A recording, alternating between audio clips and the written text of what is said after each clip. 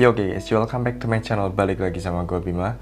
Oke guys, di video kali ini gue bakal membawakan segmen yang berbeda. Di sini gue pengen menceritakan nama-nama iblis yang mewakili 7 dosa manusia dalam mitologi satanisme nih guys.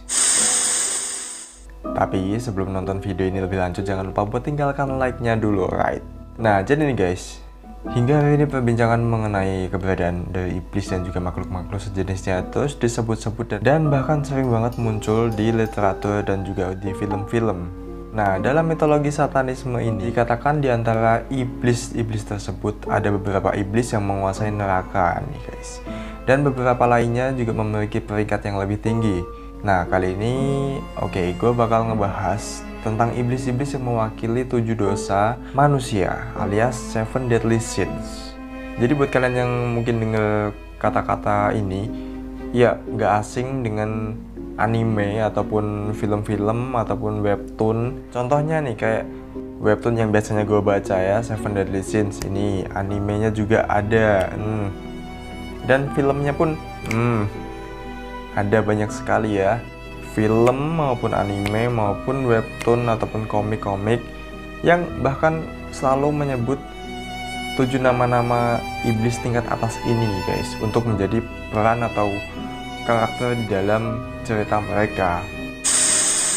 Nah oke deh guys, kalau gitu langsung aja gue bakal sebutin siapa aja 7 iblis-iblis tingkat tinggi ini yang menguasai neraka nih guys.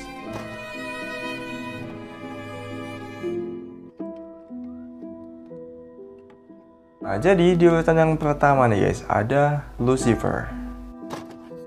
Nah, dalam bahasa Latin, kata Lucifer yang berarti pembawa cahaya dari lux lucis, cahaya, dan fere membawa, ini adalah sebuah nama untuk bintang fajar nih guys, alias planet Venus ketika muncul pada dini hari. Pada awalnya dikatakan Lucifer merupakan malaikat dengan peringkat tertinggi yang selalu dekat dengan Tuhan. Dan oleh karena itu, Tuhan memperbolehkannya untuk berkuasa atas bumi nih guys. Sayangnya, karena Lucifer sangat mencintai dirinya, dia tuh kayak mempunyai kebanggaan diri yang berlebih kayak gitu ya, dan juga ingin berkuasa atas segalanya. Hal ini tuh membuat peperangan antara malaikat nih guys. Dan malaikat Mikael berhasil mengusir Lucifer dari surga bersamaan dengan malaikat lain yang mendukungnya. Nah, namanya pun diubah menjadi Satan, alias mungkin kita bisa sebut juga di beberapa cerita yang mengatakan bahwa Lucifer ini adalah the fallen angel, malaikat yang terjatuh. Dia terjatuh dari surga menuju ke neraka, mungkin kayak gitu ya.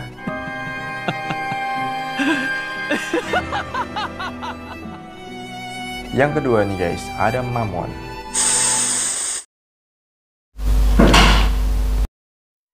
Nah guys, kalau misalnya kita kategorikan gitu ya, Mammon itu adalah iblis keserakahan nih guys. Jadi kekayaan dan juga ketidakadilan itu tuh bener-bener sifatnya Mammon banget gitu ya. Mammon ini sering diasosiasikan dengan wujud iblis yang sangat rakus dengan uang, kaya dan juga pelit. Dia pun juga akan menambah kekayaannya dengan merampas kekayaan para penyembahnya juga nih guys. Jadi kita bisa lihat kalau misalnya nih ya, ada orang yang udah kaya, pelit lagi, nggak mau bersedekah, mungkin dia memiliki sifat yang dimiliki oleh Mammon ini. Jadi hati-hati nih guys ya, buat kalian semuanya ya, buat diri gue pun sendiri kayak gitu juga. Lalu yang ketiga guys, ada Asmodeus. Guys, jadi untuk Asmodeus ini sendiri adalah iblis hawa nafsu, dan karena itu bertanggung jawab untuk memutar hasrat seksual orang-orang atau manusia-manusia yang ada di bumi ini guys. Dia adalah salah satu raja neraka di bawah Lucifer nih guys.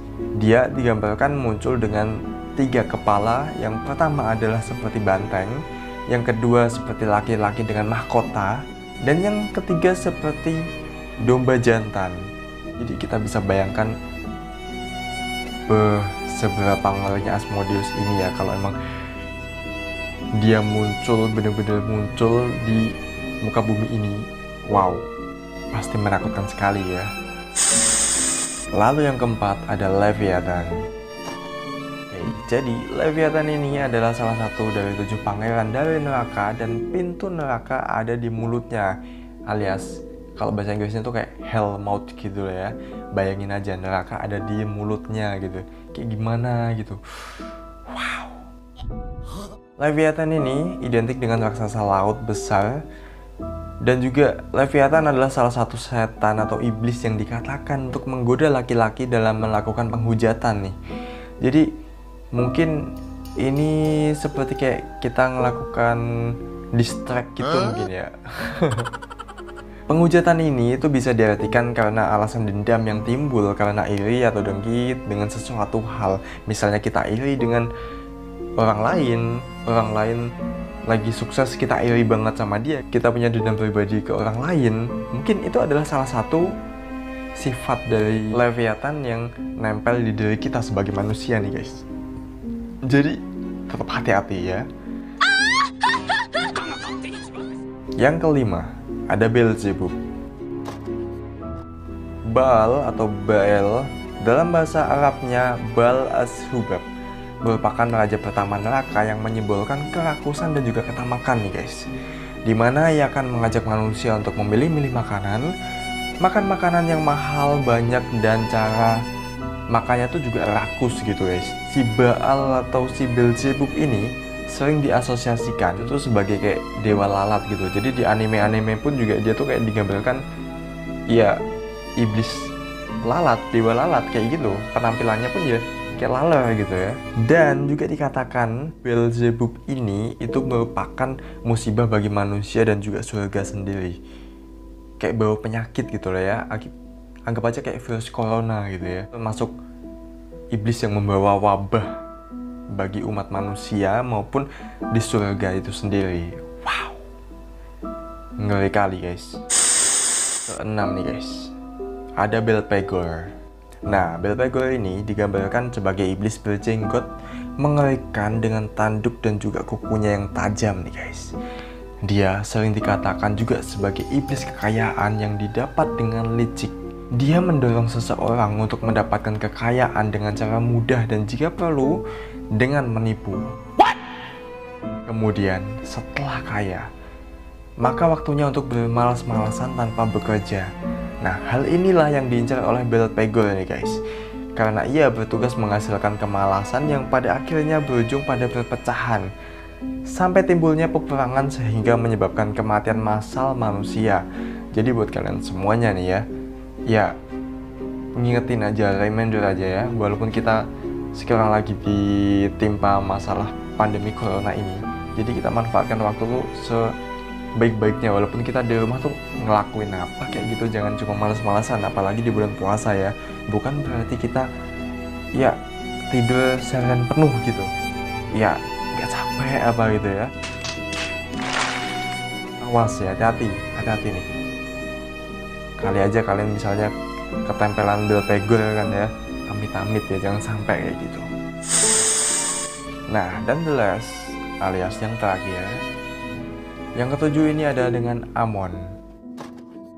Oke, jadi kisah yang mengatakan bahwa Lucifer dan juga Satan berbeda adalah salah nih guys. Kebanggaan dan juga kemarahan sebenarnya disimbolkan oleh Satan secara bersamaan. Ya, pada saat dirinya sebagai Lucifer, ia telah memiliki dosa kebanggaan, sedangkan begitu ia diusir dari surga dan diubah namanya menjadi Satan, ia tuh mewakili lagi satu dosa, yaitu kemarahan alias Dubrat.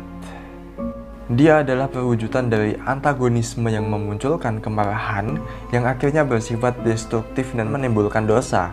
Contoh dari akibat dari dosa ini adalah membunuh nih guys. Jadi bisa juga membunuh orang lain buat pemujaan juga.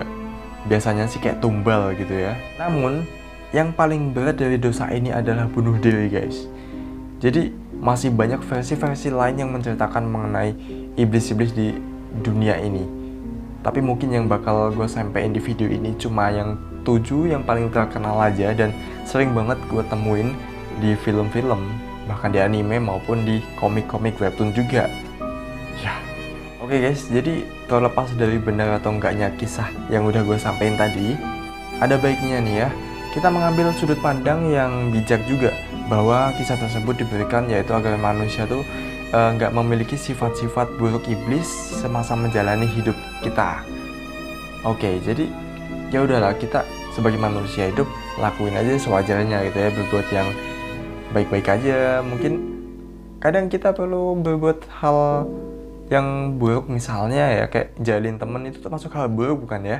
Coba kalian tulis komen di bawah ya. Jadi kalau misalnya jalin temen itu termasuk hal yang buruk apa enggak ya, walaupun endingnya juga ketawa juga sih ya mungkin. Iya, kalau endingnya ketawa nggak apa-apa, tapi kalau misalnya endingnya menyakiti, kayaknya itu perbuatan yang buruk, bener-bener buruk deh ya. Oke deh, mungkin kita sendiri yang bisa mengira-ngira perbuatan itu baik atau jelek.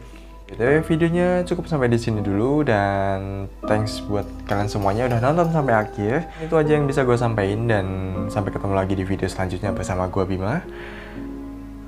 Sekarang jam 2.14. Oke, bentar lagi juga mau sahur. So, stay healthy and see you on next video.